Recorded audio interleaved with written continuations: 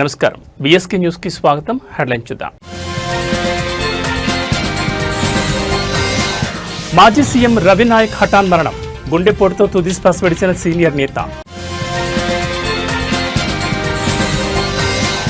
జూబ్లీహిల్స్ ఉప ఎన్నికకు వీఆర్ఎస్ అభ్యర్థిగా మాగంటి సునీత నామినేషన్. దివంగత ఎమ్మెల్యే మాగంటి గోపీనాథ్ మృతితో అనివార్యమైన ఉప ఎన్నిక. రేపే ఈశాన్య రుతుపవన రాక. ఏపీకి భారీ వర్ష సూచన. గోవా రాజకీయాల్లో తీవ్ర విషాదం చోటు చేసుకుంది. రాష్ట్ర వ్యవసాయ శాఖ మంత్రి మాజీ సీఎం రవి నాయక్ ఆకస్మికంగా కన్నుమూశారు. ఆయన గుండెపోటుతో తుదిశ్వాస విడిచినట్లు కుటుంబ సభ్యులు తెలిపారు. 4 దశాబ్దాలుగా గోవా రాజకీయాల్లో కీలక పాత్ర పోషించిన రవి నాయక్ మృతితో రాష్ట్రంలో విషాద ఛాయలు అలుముకున్నాయి. రవి నాయక్ మరణం పట్ల ప్రధాని నరేంద్ర మోడీ తీవ్ర దిగ్భ్రాంతిని వ్యక్తం చేశారు. గోవా మంత్రి రవి నాయక్ జీ మరణం వార్త నన్ను కలిచివేసింది. అనుభవజ్ఞుడైన పరిపాలన దక్షుడిగా, గోవా అభివృద్ధికి పాటుపడిన అంకితభావం కల్ల ప్రజాసేవకుడిగా ఆయన చిరకాలం గుర్తుండిపోతారు. ముఖ్యంగా అణగారిన వర్గాల సాధికారత కోసం ఆయన ఎంతో తపన పడ్డారు. ఈ విషాద సమయంలో ఆయన కుటుంబ సభ్యులకు, మద్దతుదారులకు నా ప్రగాఢ సానుభూతి తెలియజేస్తున్నానని ప్రధాని మోడీ ఎక్స్ వేదికగా నివాళులర్పించారు.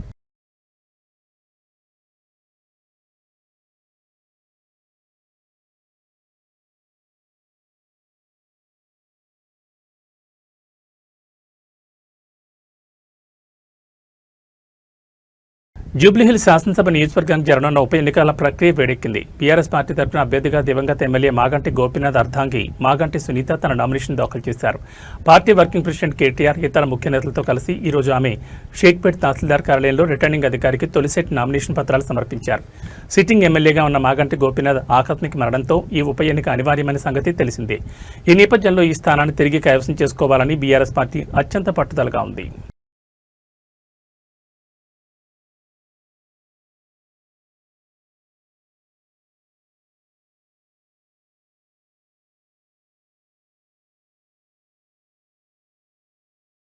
నైరుతి రుతుపవనాల ప్రభావంతో కురిసిన భారీ వర్షాల నుంచి తేరుకోకముందే ఆంధ్రప్రదేశ్కు మరో ముఖ్యమైన వాతావరణ సమాచారం అందింది.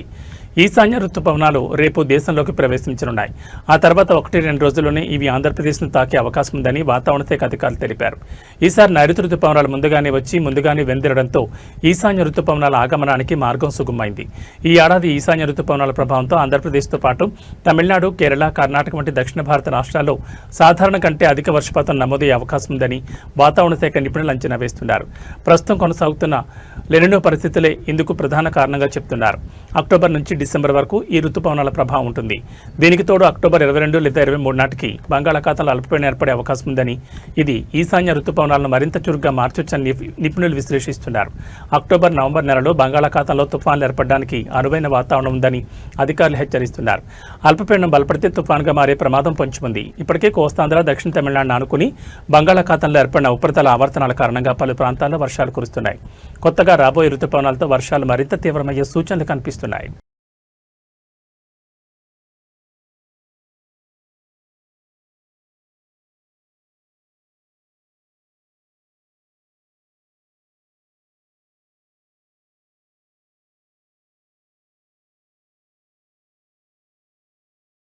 వాడపల్లిలో జరుగుతున్న వెంకన్న బ్రహ్మోత్సవాల్లో భాగంగా 5వ రోజైన మంగళవారం అత్యంత కీలకమైన గరుడ వాహన సేవకు భక్తులు భారీ సంఖ్యలో తరలివచ్చారు.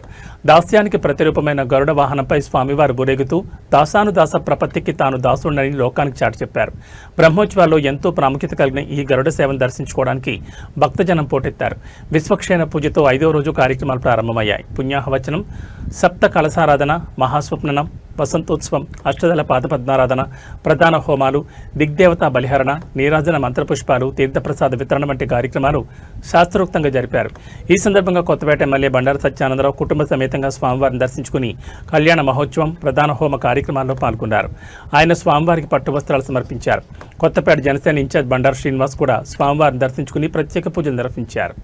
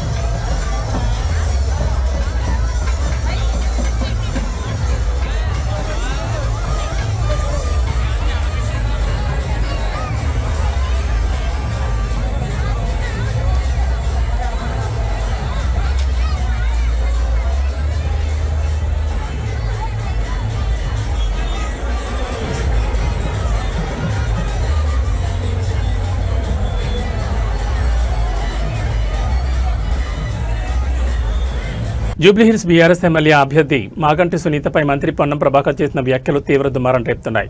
భర్తను కోల్పోయిన బాధలో ఉన్న మాగంటి సునీతను అవమానించే విధంగా మాట్లాడిన మంత్రి పొన్నం ప్రభాకర్ వెంటనే తన వ్యాఖ్యలను వెనక్కి తీసుకుని క్షమాపణ చెప్పాలని నర్సాపూర్ ఎమ్మెల్యే సునీత లక్ష్మారెడ్డి డిమాండ్ చేశారు. కొల్చారం మండల పర్యటనకు వచ్చిన సునీత లక్ష్మారెడ్డి వరిగుంతలు ఏర్పాటు చేసిన విలేకరుల సమావేశంలో మాట్లాడారు. భర్తను కోల్పోయిన బాధతో బీఆర్ఎస్ అభ్యర్థి మాగంటి సునీత ఏడిస్తే ఆమె ఏడుపును సినిమాల్లో నాటకాల ఏడుస్తున్నట్లు అనడం సిగ్గుచేటని సునీత లక్ష్మారెడ్డి మండిపడ్డారు. భర్తను కోల్పోయిన బాధలో ఉన్న మహిళను ఆదరించి అండగా ఉండాల్సింది పోయి అవమానించేలా మాట్లాడడం ఎంతమాత్రం సరికాదని ఆమె హితో పలికారు.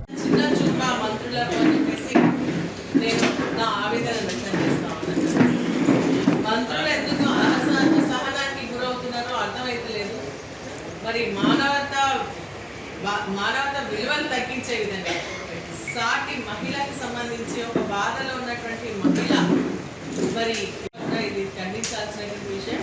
మరి నిజంగా కూడా బాధ అయినటువంటి విషయం. ఎందుకంటే నేను అదే పరిస్థితి నుంచి రావడం జరిగింది. నేను కూడా ఫస్ట్ టైం మైక్ పట్టుకున్నప్పుడు నాకు మాట్లాడడం కూడా రానటువంటి పరిస్థితి. నిన్న సునీత గారు మాట్లాడుతూ ఉంటే నాకు నా రోజులు గుర్తొచ్చి నేను కూడా కంటతడిపెట్టినటువంటి సందర్భాలు ఉన్నాయి. ఒక మహిళ ఏడుస్తుంటే పక్కన ఉన్నటువంటి హరీష్ రావు గారు కానీ అటు ఉన్నటువంటి కేటీఆర్ గారు కానీ వారి కళ్ళలో కూడా నీళ్ళు వచ్చిన సందర్భం, మరి ప్రతి మహిళ కూడా ఏడ్చినటువంటి సందర్భం, చాలా మంది పురుషులు కూడా ఏడ్చినటువంటి సందర్భాన్ని వాళ్ళ రాజకీయం కోసం మరి కృత్రిమ ఏడుపని సినిమాల్లో నాటకం చూసినట్టు అనిపిస్తుంది అని చెప్పేసి మాట్లాడడం ఏహమైనటువంటి చర్య. నిజంగా కూడా దిగజాడు రాజకీయాలకు ఇది నాంది అని చెప్పేసి కూడా తెలియజేస్తా ఉన్నా. ఇది మంచి పద్ధతి కాదు. ఒక మహిళ భర్త చనిపోయి బాధతో బయటికి వస్తున్నటువంటి వారిని ఆదరించి అక్కున చేర్చుకోవాల్సినటువంటి సమయం. రాజకీయం పక్కన పడేది కానీ అటువంటి పరిస్థితుల్లో నా భర్త చనిపోయి నాకు ఇంతమందిని అండగా ఇచ్చిండ్రు అని చెప్పేసి మాట్లాడుతూ తన ఉద్వేగాలకు గురై కృత్రిమ ఏర్పడైతే మీరు ఎట్లా మాట్లాడతారు? అంటే మహిళలంటే మీకు మహిళా జీవితాలంటే వాళ్ళ కష్టాలంటే మీకు అంత నవ్వులాటం ఉందా అనిపిస్తుందా అని చెప్పేసి నేను అడుగుతాను. మంచి పద్ధతి కాదు అని చెప్పేసి చెప్తాను. ఓట్లు ప్రజలు ఉన్నారు. ప్రజా తీర్పులో ప్రజలు ఎవరికి ఓటేస్తే వాళ్ళు గెలుస్తారు తప్ప మీరు మాట్లాడేటువంటి ఏదైతే అమానవీయమైనటువంటి మాటలు ఉన్నాయో అది తప్పు. మీ రాజకీయానికి దాన్ని వాడుకోదు. మహిళా జీవితాన్ని మరి ఈ రాజకీయంగా ముందుకు తీసుకొచ్చేటువంటి ప్రయత్నం చేయొద్దు అని చెప్పేసి నేను దాన్ని హెచ్చరిస్తా ఉన్నా. ఇమీడియట్గా దాన్ని విత్డ్రా చేసుకోవాల్సిందిగా కూడా నేను పొన్నం ప్రభాకర్ గారికి డిమాండ్ చేస్తా ఉన్నా. ఎందుకంటే ఇటువంటి మహిళలు చాలామంది ఉన్నారు. ఈరోజు నేను కానీ సరితక్క గారు కానీ సత్యవతి రాథోడ్ కానీ మేమందరం కూడా ఇటువంటి పరిస్థితిలో వచ్చినా నిలదొక్కున్నాం. అంటే మహిళలు రాజకీయాలకు రావద్దా, వారి కుటుంబం రాజకీయ పరంగా వాళ్ళు వచ్చినప్పుడు ఇంతమందిని ఒకేసారి చూసినప్పుడు బాధ కూడా దిగమింగుకొని తను బయటకు వస్తుంది అంటే దాన్ని మనం స్వాగతించాల్సింది పోయి అవమానపడే విధంగా అవమానించే విధంగా మరి మానవత విలువలు తగ్గిపోయే విధంగా మాట్లాడడం ఏమన్నటువంటి చర్యగా నేను భావిస్తూ పొన్నం ప్రభాకర్ గారికి వారి యొక్క మాటలు విత్డ్రా చేసుకోవాల్సిందిగా మేము డిమాండ్ చేస్తాం. లేకుంటే ప్రజాక్షేత్రంలో మేము తప్పకుండా తీసుకెళ్తాం. ప్రజలు కూడా వారికి తప్పకుండా గుణపాఠం చెప్తారు. మరీ ముఖ్యంగా మహిళలందరూ కూడా తిరగబడతారని. పిఠాపురం నియోజకవర్గంలోని యు కొత్తపల్లి మండలం ముమ్మిడివారిపాడులో ఎస్సీజెడ్ రైతుల చిరకాల కోరిక నెరవేరింది. తమ భూమి రిజిస్ట్రేషన్లు మంజూరు చేస్తూ జీవో ఇప్పించిన పిఠాపురం ఎమ్మెల్యే ఉప ముఖ్యమంత్రి కొణిదెల పవన్ కళ్యాణ్ పట్ల ఎస్సీజెడ్ రైతులు తమ కృతజ్ఞతను వినూత్నంగా చాటుకున్నారు. రైతులు సీనియర్ జనసేన నాయకులు తెలగంశెట్టి వెంకటేశ్వరరావు, నారాయణస్వామి, చింతా సూర్యనారాయణమూర్తి, బండి సీతయ్య కాపు, బి రాముడు, బాపనదొర ఆధ్వర్యంలో పవన్ కళ్యాణ్ చిత్రపటానికి పాలాభిషేకం నిర్వహించి ప్రత్యేక ధన్యవాదాలు తెలియజేశారు.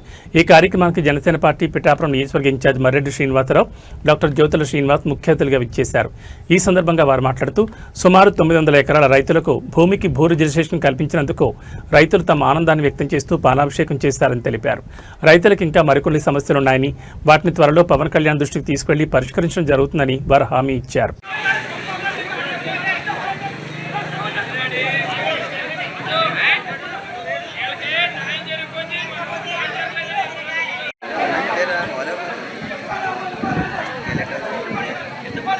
అందరికీ నమస్కారం.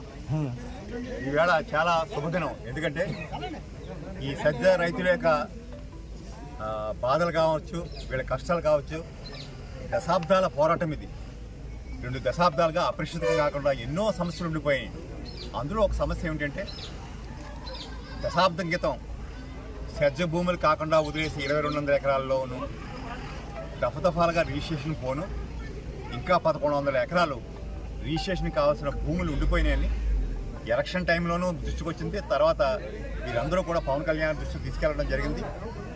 దాన్ని అనేక సార్లు సార్ దృష్టికి తీసుకెళ్లిన ధర్మిల ఈరోజు ఈ ఎన్డీఏ ప్రభుత్వం నారా చంద్రబాబు గారి నేతృత్వంలోనూ మన శాసనసభ్యులు పిఠాపురం శాసనసభ్యులు మరియు రాష్ట్ర ఉప ముఖ్యమంత్రి పవన్ కళ్యాణ్ గారి కృషి ఫలితంగా ఇవాళ ఈ జీవో రిలీజ్ అవడం జరిగింది.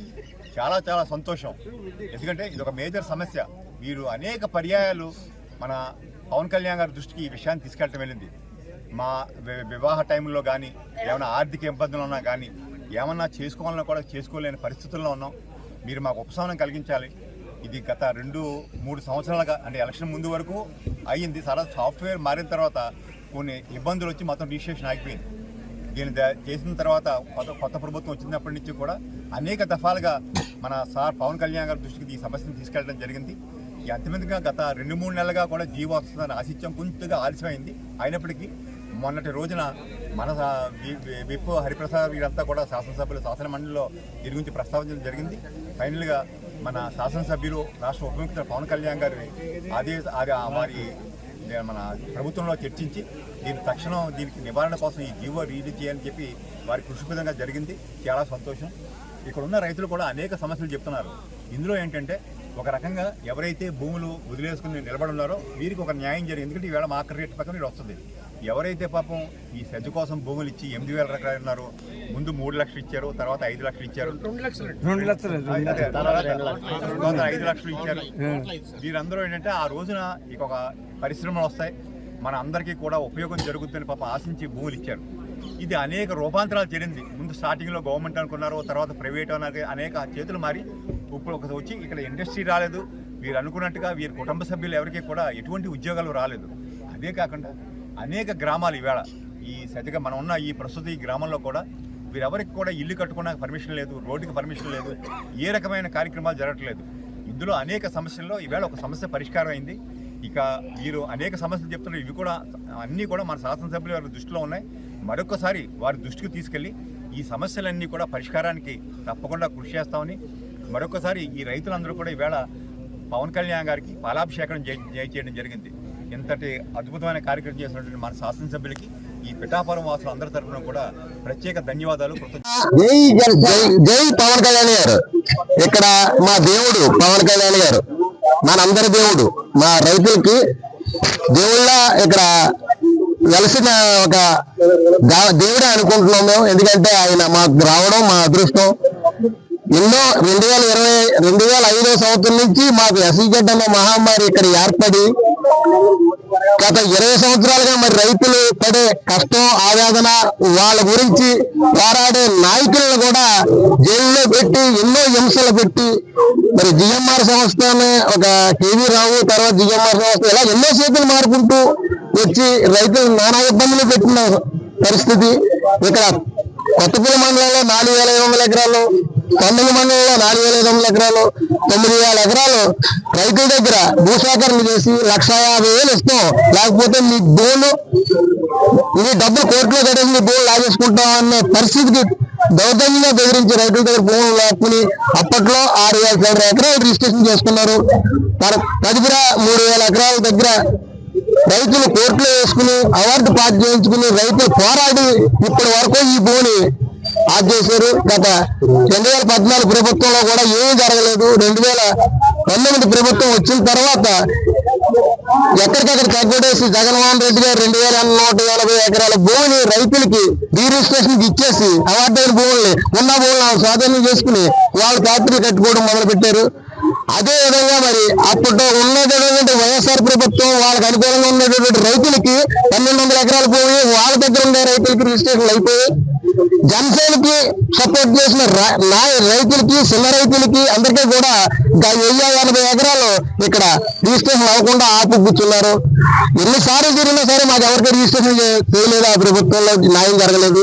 ఇప్పుడు మాకు న్యాయం జరిగింది.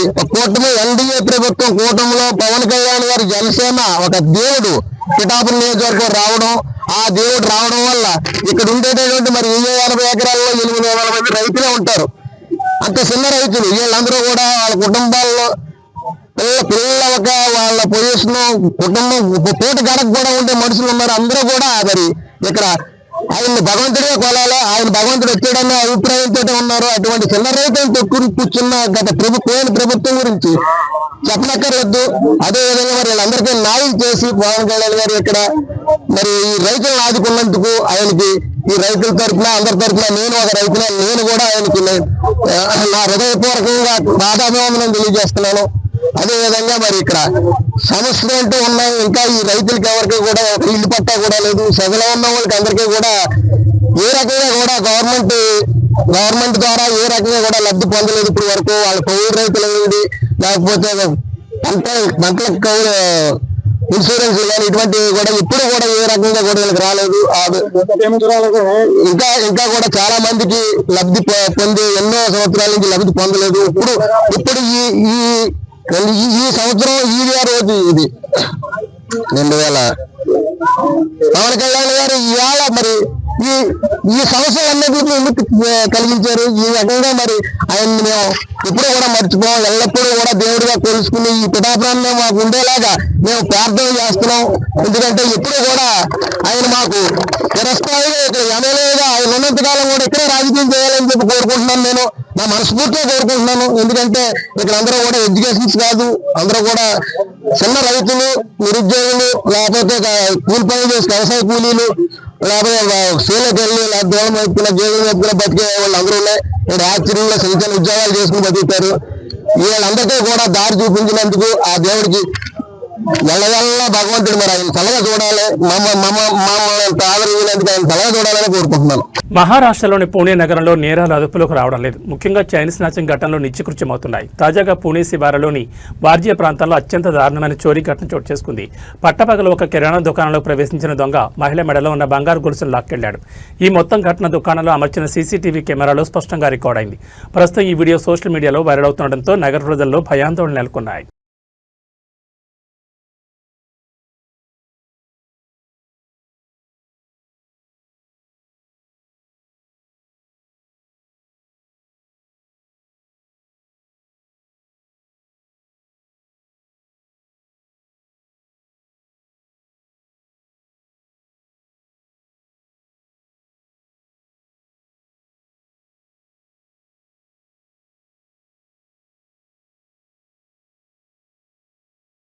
గూగుల్ బ్రాండ్ను ముందు పెట్టి చంద్రబాబు ప్రచారం చేసుకుంటున్నారు. కానీ ఎంతమందికి ఉపాధి కల్పిస్తుందో జీవోలో చెప్పలేకపోయారు.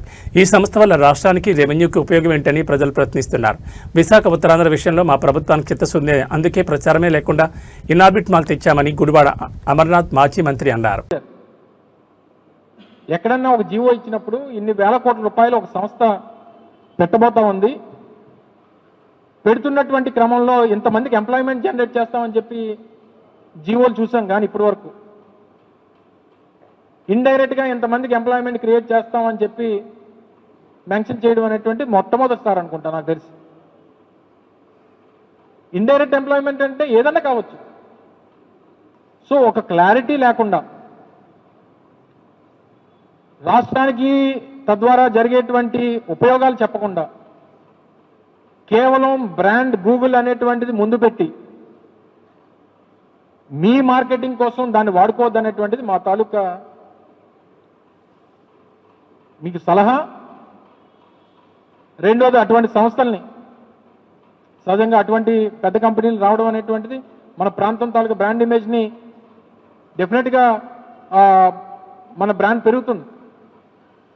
గతంలో ఇన్ఫోసిస్ తీసుకొచ్చినప్పుడు కానీ, లేకపోతే టీసీఎస్ తీసుకొచ్చినప్పుడు కానీ, లేదా రాన్స్టాడ్ లాంటి కంపెనీలు తీసుకొచ్చినప్పుడు కానీ, సో ఇవన్నీ కూడా మనం తీసుకొచ్చినప్పుడు మన బ్రాండ్ వాల్యూ అనేటువంటి పెరుగుతాయి.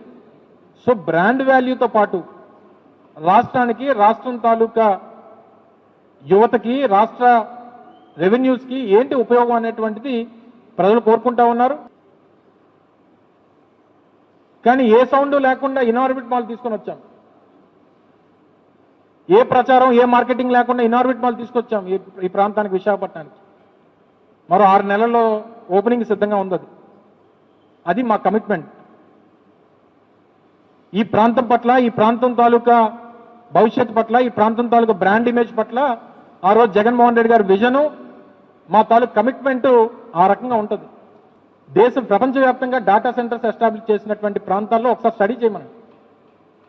డేటా సెంటర్స్ ఎస్టాబ్లిష్ చేసినటువంటి పరిసర ప్రాంతాల్లో నేను ఇంకా ఇన్వాల్వ్ అవ్వలేదు, ఇంకా బాగా డీప్గా వెళ్ళలేదు, కానీ ఏదో మాకు ఇష్టం లేదు, వీళ్ళు వ్యతిరేకిస్తున్నారు అనేటువంటి తప్పుడు ప్రచారం మా మీద చేస్తారనేటువంటి దాంట్లో ఇన్వాల్వ్మెంట్ అవ్వట్లేదు. కానీ ఎన్వైరన్మెంటల్ ఇష్యూస్ కూడా ఉన్నాయి.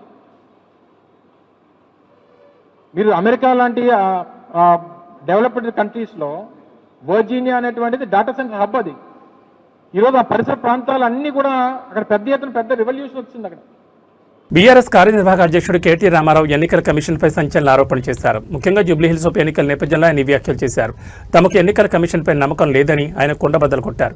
ఎందుకంటే ఎన్నికల కమిషన్ అనేది బీజేపీ కాంగ్రెస్ పార్టీలతో కలిసి పనిచేసే సంస్థగా మారిందని ఆయన విమర్శించారు. ఎన్నికల కమిషన్ తన స్వయం ప్రతిపత్తిని, నిష్పక్షపాతను కోల్పోయిందని కేటీఆర్ ఆరోపించారు. ప్రజాస్వామ్య ప్రక్రియను కాపాడాల్సిన రాజ్యాంగ సంస్థ పక్షపాతంగా వ్యవహరిస్తోందని ఆయన మండిపడ్డారు. ఆ ఓట్లు దొంగ ఓట్లన్నీ తీసేయండి, ఇది తప్పు. అభ్యర్థి సొంత తమ్ముడికే 3 ఓట్లుంటే ఇదేం ఎన్నిక, ఇదెక్కడ ఎన్నిక అని చెప్పి అడుగుతున్నాము. న్యాయం కోసం డిమాండ్ చేస్తున్నాము. మరి మాకైతే ఎలక్షన్ కమిషన్ మీద నమ్మకం లేదు. ఎందుకంటే వాళ్ళు బీజేపీతో కొల్లుడై, కాంగ్రెస్తో ఎక్కడ అధికారంలో ఉంటే వాళ్ళతో కొల్లుడై పనిచేసే సంస్థ కాబట్టి మరి ఇంకా గత్యంతరం లేదంటే కోర్టుకు పోతాం. రేపు కోర్టులో కూడా పోరాటం చేస్తాం. ఇన్ని ఆధారాలు ఉన్నాయి, స్పష్టమైన ఆధారాలు ఉన్నాయి. ఇవన్నీ ప్రజల ముందు పెడుతున్నాం, మీడియా ముందు పెడుతున్నాం. మీరు కూడా ఆలోచించాలని కోరుతున్నాం. ఎన్నికల కమిషన్ ఇప్పటికైనా స్పందించాలని కోరుతున్నాం. ఎన్నికల కమిషన్ ఇప్పటికైనా మేల్కొనాలి. Chief election commissioner should respond. This is a serious issue, a grave offense. Your credibility is under question. Your credibility is being questioned in Bihar. Your credibility is being questioned in Telangana. Please respond, Mr. Gyanesh Kumar. Respond करो आप inquiry करो. अभी 21-22 तारीख तक समय है.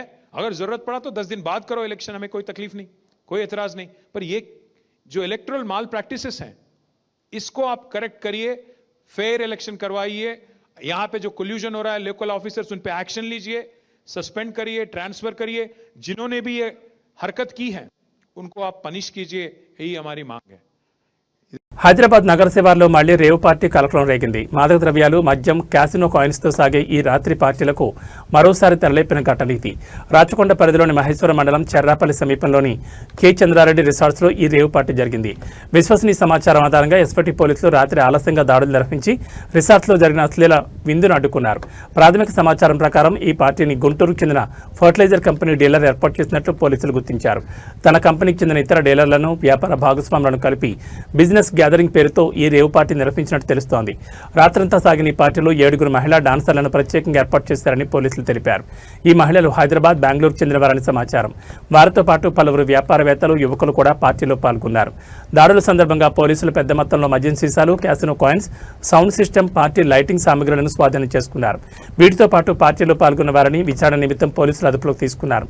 Party నిర్వాహకుడైన fertiliser డీలర్ను కూడా పోలీసులు కస్టడీలోకి తీసుకుని విచారణ చేపట్టారు. ఈ ఘటనపై సమంత ఎక్సైజ్, మాదక ద్రవ్య నియంత్రణ విభాగాలు కూడా సమాచారం సేకరిస్తున్నాయి.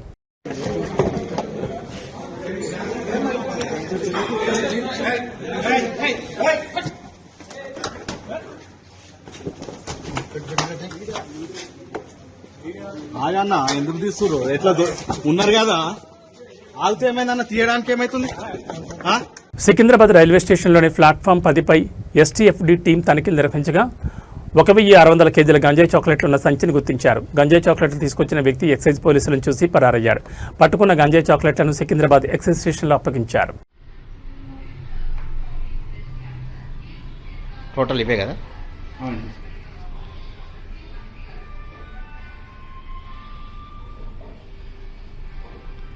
కూకట్పల్లి నియోజకవర్గంలోని పర్వత్ నగర్, అల్లాపూర్ ప్రధాన రహదారి ప్రతిరోజు వేలాది మంది విద్యార్థులు, ఐటీ ఉద్యోగులకు నరకయాతనగా మారింది. మురికి నీళ్లు, చెత్తతో నిండిన ఈ రహదారి పరిస్థితి దారుణం. స్థానికులు శాశ్వత పరిష్కారం చూపాలని జీహెచ్ఎంసీని డిమాండ్ చేస్తున్నారు.